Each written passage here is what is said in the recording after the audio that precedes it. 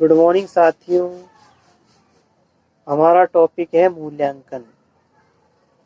तो मूल्यांकन का विकास एक निश्चित क्रम में हुआ और सन 1900 से कुछ पहले हुआ और डगलस ई स्कैट्स ने मूल्यांकन के विकास को 5 दशकों में बांटा है।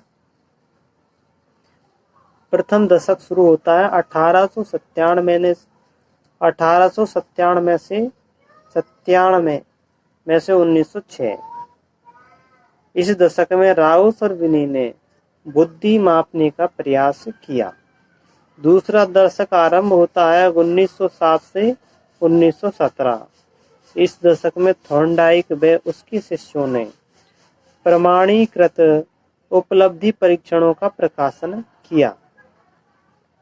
तीसरा दशक शुरू होता है 1917 से 1927। बुद्धि तथा उपलब्धि परीक्षणों का विकास हुआ तथा सांख्यिकी प्रविधियों पर बल दिया गया। फिर चौथा दशक आरंभ होता है 1927 से 1937। इसमें मनोवैज्ञानिक परीक्षणों का निर्माण हुआ। मनोवैज्ञानिक परीक्षण है व्यक्तित्व, रुचि और अभिवृत्ति आदि परीक्षणों का निर्माण हुआ। फिर जो अंतिम चरण है वो 1937 से 1950 तक माना गया है, अंतिम दशक। और इस दशक में मूल्यांकन विधियों को वैध व वस्तुनिष्ठ बनाने का प्रयास किया गया।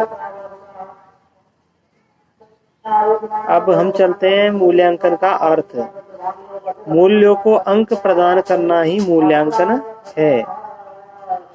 मूल्यांकन की परिभाषा है।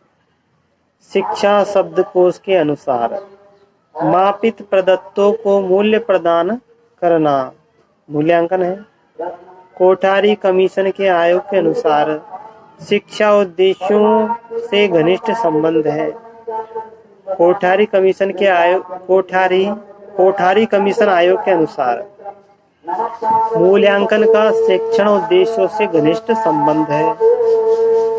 एनसीईआरटी के अनुसार शैक्षिक उद्देश्य किस हद तक प्राप्त हुए तथा कहाँ तक उद्देश्यों की प्राप्ति हुई, कितने प्राप्त होने चाहिए, इसी को मूल्यांकन कहती है एनसीईआरटी।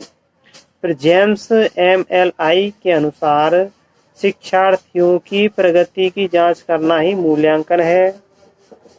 विश्वकोश के अनुसार चयनित गुणों का वर्णन करना व निर्धारण करना ही मूल्यांकन है।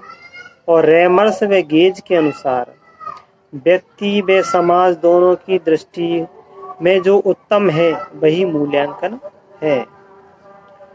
फिर मूल्यांकन की विशेषताएं।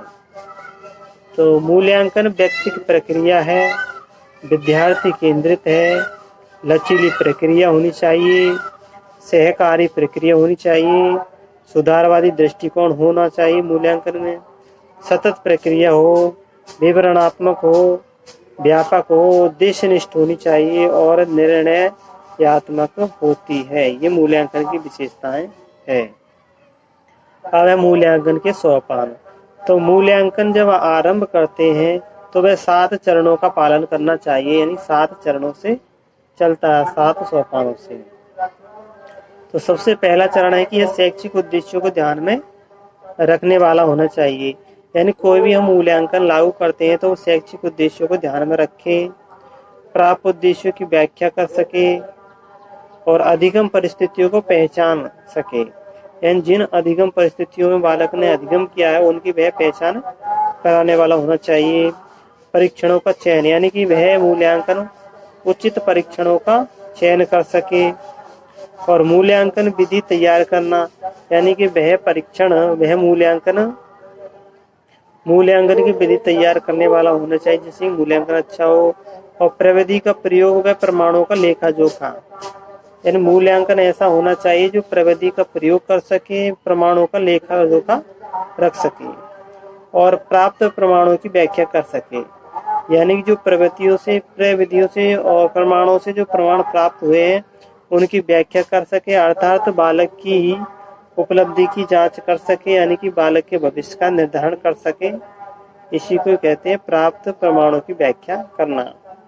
साथियों, ये हमारे 7 सोपान पूरे हुए। मूल्यांकन का विकास का टॉपिक पूर्ण हुआ। वीडियो को लाइक करना और चैनल को सब्सक्राइब करना। Thank you very very much.